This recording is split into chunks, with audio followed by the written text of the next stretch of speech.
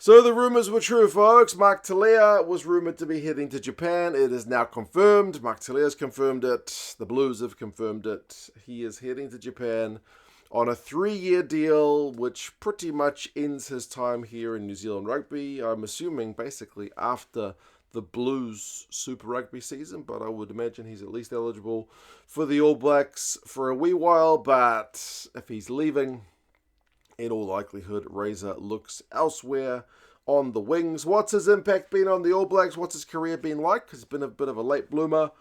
And what are the kind of potential options for the ABs going forward without Telea's services being on offer? We'll go through that. You guys can let us know your thoughts on Mark Telea leaving. But like I said, 3-year deal, heading to Japan. He's only 28, so still kind of in the peak of his powers.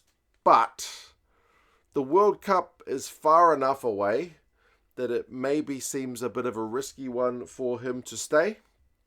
And also, if you're an All Blacks winger, you've got to know that a lot of All Blacks wingers tend to get dropped at around about 28, 29, maybe even a bit younger sometimes, for the next hot, young 22-year-old winger who's tearing it up. It's just been, like, some countries like South Africa is quite able to push their wingers quite late into their careers, but All Blacks wingers tend to have a much shorter shelf life. And surely Mark Telea is also aware of that. And he's going to double his salary by all accounts. So many of us, I think, if we're offered guaranteed work for 3 years at double the rate we were currently on, would have to pretty seriously consider that. So while his market value is pretty much as high as it can be, he's going to snag that offer. Now, it's a strange one as well because he's not been with the All Blacks that long, if you think about it. It feels like he's been with the All Blacks longer than he actually has because he's a bit of a late bloomer. He's not one of the guys who came into the All Blacks at like 22 years old. He didn't make his debut, I think, until he was 25. Played rugby for North Harbour, came through with the Blues, and did enough to get himself a debut against Scotland. And, as I said, a bit of a late bloomer, able to become something of an All Blacks regular. If we look at his numbers from last year under Razor, he was pretty similar game time to Caleb Clarke and to Sevu Reece, although he split his game time between both wings, so he wasn't like the out-and-out number one selected guy on any one wing. But he played, I think, more than half the game time last year for the All Blacks on one of the wings, if you combine the numbers. So he had a fair bit of game time, and he's had a pretty good try-scoring record. 19 caps for the All Blacks and 13 tries. Certainly not a bad return. Backed a couple against England last year. Back, I think, one against Italy.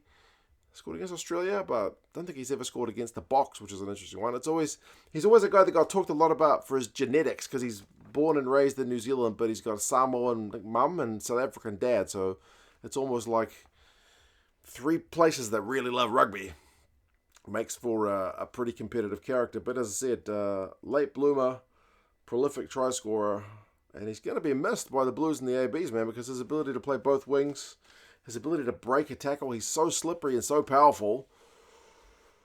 Yeah, he's a tough guy to bring down. But that being said, we do have a lot of good outside backs coming through. If you're looking for your kind of hot 22-year-olds coming through, Macca Springer's 22 for the Crusaders. He's already got 8 tries thus far in Super Rugby. And Caleb Tangitau, who left the Blues because he couldn't get game time behind the likes of Caleb Clarke and Mark Telea, he scored 6 already for a struggling Highlanders side and has looked absolute lightning. So both of those guys have bags of potential. Kenny Naholo's 25, but he's been playing pretty well for a Hurricanes side, not playing that well too. He's also got 6 tries.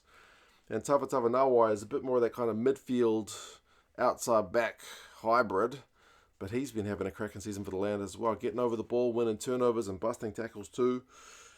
So there's other guys. I mean, Fihaki's been called up to the All Blacks before. I think Fainganuku's off contract soon in France and will be heading back to New Zealand. So he's another one that Razor wants in the All Blacks. Maybe potentially in the midfield more than the outside backs. But hey, there's plenty of guys who will be putting their hand up for a wing spot. So yeah, he's had a pretty prolific career from when he actually got his crack.